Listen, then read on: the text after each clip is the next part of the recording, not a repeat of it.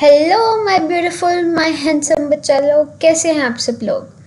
Well okay, so class 10 science का एक और इम्पोर्टेंट चैप्टर स्टार्ट होने वाला है। और ऑनेस्टली ये जो चैप्टर है ना, ये सिर्फ एग्ज़ाम के लिए इम्पोर्टेंट नहीं है। अगर आप कभी सोचते हो कि भाई हम ब्रेथ कैसे करते हैं, फूड से एनर्जी कैसे मिलती है, ब्लड पूरी बॉडी में कैसे सर्कुलेट करता है, या बॉडी अनवांटेड सब्सटेंसेस को रिमूव कैसे करती है, तो गाइस इन सब क्वेश्चंस के आंसर हमें इस चैप्टर में मिलने वाले हैं। So welcome to life process series. तो हम किसी ऑर्गेनिज्म को लिविंग कहते क्यों हैं? सिर्फ इसलिए क्योंकि वो मूव कर रहा है? Not necessarily. प्लांट्स मूव नहीं करते जैसे एनिमल्स करते हैं, but obviously they are living organism. तो लिविंग ऑर्गेनिज्म में कुछ बेसिक प्रोसेस कंटिन्यूअसली परफॉर्म होते रहते हैं जो उनकी लाइफ को मेंटेन करने के लिए नेसेसरी होते हैं, है ना?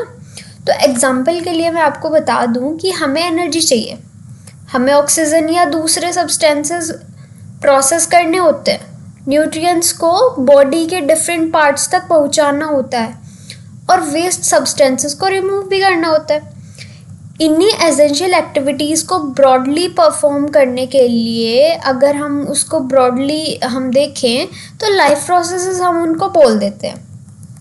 वेल, हमें इनकी ज़रूरत क्यों पड़ी? Why do we need them? अब एक इंटरेस्टिंग सी चीज़ सोचो।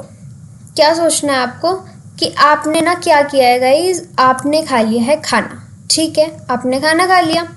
वेल, खाना खाने के बाद जो फूड है, खाने के बाद स्टोरी ख़त्म हो जाती है क्या?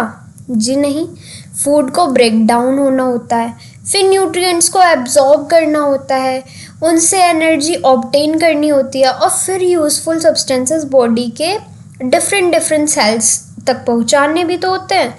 और जब बॉडी में डिफरेंट केमिकल रिएक्शंस होते हैं तो वेस्ट प्रोडक्ट्स भी जनरेट होते हैं।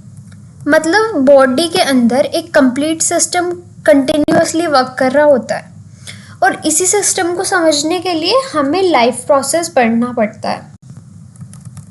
तो इतना तो हमें समझ आ चुका है। अब आते हैं हम चैप्टर के मेन टॉपिक्स पर।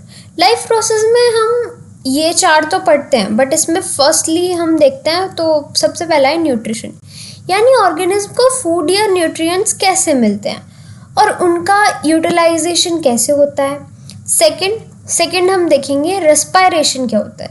वेल, रेस्पायरेशन फूड से एनर्जी रिलीज कैसे होती है और एरोबिक और एनारोबिक भी। ये जो एरोबिक और एनारोबिक रेस्पायरेशन होती है, इनमें डिफरेंस क्या होता है, ये सब हम डिटेल में देखेंगे। वेल, अब जंप ऑन करते हैं थर्ड वन पे। Third one is your transportation मतलब कि प्लांट्स और ह्यूमंस से मतलब जो हमारे प्लांट्स होते हैं और जो हमारे ह्यूमन होते हैं, उनके बॉडी में न्यूट्रिएंट्स, गैसेस, वाटर और अदर सब्सटेंसेस एक प्लेस से दूसरे जगह पे कैसे ट्रांसपोर्ट हो जाते हैं। It will obviously vast topic which is transportation. अब जो फोर्थ वाला है वो है आपका एक्सक्रीशन। अब ये क्या भला एक्सक्रीशन? वेल, बॉडी के अनवांटेड जो आपके वेस्ट प्रोडक्ट्स होंगे उनको रिमूव कैसे किया जाता है। तो बेसिकली चैप्टर हमें एक लिविंग ऑर्गेनिज्म के अंदर क्या चल रहा होता है उसका डिटेल्ड एक्सप्लेनेशन देता है, एक कंप्लीट स्टोरी समझाता है कि भाई साहब चल क्या रहा है। अब एक इम्पॉर्टेंट थिंग मैं आपको बता दूं, मैं आपसे ये कहना चाहती हूँ पढ़ेंगे कैसे। हमने इस चैप्टर को 2 पार्ट्स में डिवाइड किया है। पहले तो हम फाउंडेशन बिल्डअप करेंगे और समझेंगे कि भाई क्या समझेंगे कि हम ये सारे टॉपिक्स को एक एक करके समझेंगे।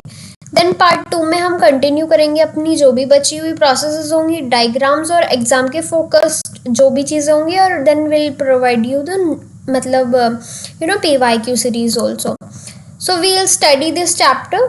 कंसेप्ट में हमारा क्या होगा, सबसे पहले कंसेप्ट को आप अंडरस्टैंड करेंगे, फिर आप कनेक्ट कर पाएंगे और रिवाइज लास्ट।